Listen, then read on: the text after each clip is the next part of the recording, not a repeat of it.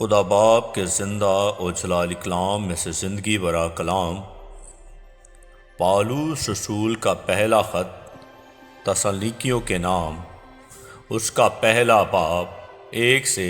10 آیت مبارکہ تک۔ پالوس اور سلاونس اور تموتیوس کی طرف سے تسالونیکیوں کی کلیسیا کے نام جو خدا باپ اور خداوند یسوع مسیح میں ہیں، فضل اور اطمینان تمہیں حاصل ہوتا رہے۔ تم سب کے بارے میں ہم خدا کا شکر ہمیشہ بجا لاتے ہیں اور اپنی دعاؤں میں تمہیں یاد کرتے ہیں، اور اپنے خدا اور باپ کے حضور تمہارے ایمان کے کام اور محبت کی محنت اور اس امید کے صبر کو بلا ناغہ یاد کرتے ہیں جو ہمارے خداوند یسوع مسیح کی بابت ہے۔ اور اے بھائیو، خدا کے پیارو، ہم کو معلوم ہے کہ تم برگزیدہ ہو، اس لیے کہ ہماری خوشخبری تمہارے پاس نہ فقط لفظی طور پر پہنچی بلکہ قدرت اور روح القدس اور پورے اعتقاد کے ساتھ بھی۔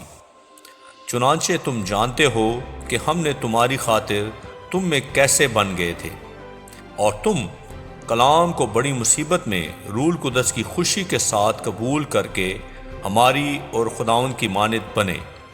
یہاں تک کہ مقدونیہ اور اخیہ کے سب ایمانداروں کے لیے نمونہ بنے، کیونکہ تمہارے ہاں سے نہ فقط مقدونیہ اور اخیہ میں خداوند کے کلام کا چرچا پھیلا ہے، بلکہ تمہارا ایمان جو خدا پر ہے ہر جگہ ایسے مشہور ہو گیا ہے کہ ہمارے کہنے کی کچھ حاجت نہیں،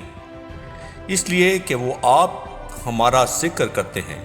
کہ تمہارے پاس ہمارا آنا کیسا ہوا، اور تم بتوں سے پھر کر خدا کی طرف رجوع ہوئے